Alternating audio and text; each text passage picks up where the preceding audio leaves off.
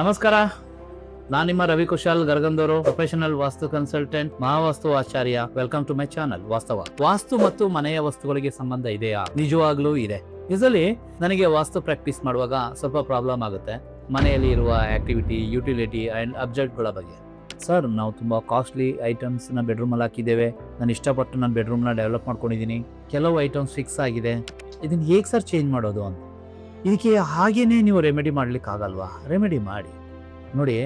ಕೆಲವೊಂದು ವಿಷಯಗಳಿಗೆ ರೆಮಿಡಿ ಮಾಡಬಹುದು, ಆದರೆ ಕೆಲವೊಂದು ವಿಷಯಗಳಲ್ಲಿ ನಾವು ಚೇಂಜ್ ಮಾಡಲೇಬೇಕಾಗುತ್ತೆ. ಲೈಫ್ನಲ್ಲಿ ಒಂದು ಗೋಲ್ಡನ್ ರೂಲ್ಸ್ನ ಅಳವಡಿಸ್ಕೊಳ್ಳಿ. ಸಮಸ್ಯೆ ಸಾಲ್ವ್ ಮಾಡ್ಕೊಳ್ಬೇಕಂದ್ರೆ ಈ ಪ್ರಕೃತಿಗೆ ವಿರುದ್ಧವಾಗಿ ನಾವು ಯಾವಾಗಲೂ ಹೋಗ್ಲಿಕ್ಕಾಗಲ್ಲ, ಹೋಗ್ಲೂಬಾರ್ದು.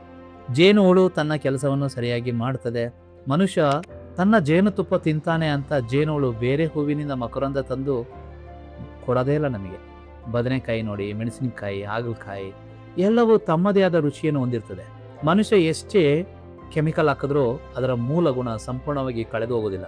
ಟೇಸ್ಟ್ ಕಡಿಮೆ ಆಗ್ಬೋದು, ಆದರೆ ಸ್ವಭಾವ ಬದಲಾಗೋದಿಲ್ಲ. ಈಗ ಮನುಷ್ಯನ ದೇಹದ ರಚನೆ ನೋಡೋಣ. ದೇಹದ ಎಲ್ಲ ಅಂಗಾಂಗಗಳು ಸರಿಯಾದ ಜಾಗದಲ್ಲಿ ಇದ್ದರೆ ಮಾತ್ರ ದೇಹ ಸರಿಯಾಗಿ ಕೆಲಸ ಮಾಡ್ತದೆ. ಇಲ್ಲಾಂದರೆ ಡಾಕ್ಟರ್ ಹೇಳ್ತಾರೆ, ನಮ್ಮ ಕೈಲಾದಷ್ಟು ಮಾಡಿದ್ದೇವೆ, ಇನ್ನು ದೇವರ ಇಚ್ಛೆ ಅಂತ.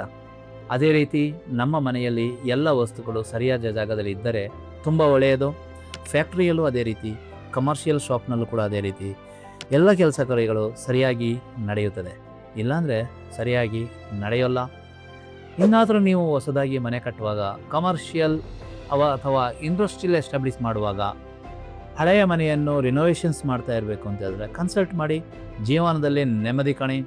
ಇದಕ್ಕಾಗಿ Vaastava ultimate trusted vastu company. Last 7 years with ground practice, 21 years with research. Thank you. ನಾನು ನಿಮ್ಮ ರವಿ ಕುಶಾಲ್. ಮನೆ ಹೊಡೆಯಲ್ಲ, ಮನಸ್ಸು ಹೊಡೆಯಲ್ಲ. ಧನ್ಯವಾದಗಳು.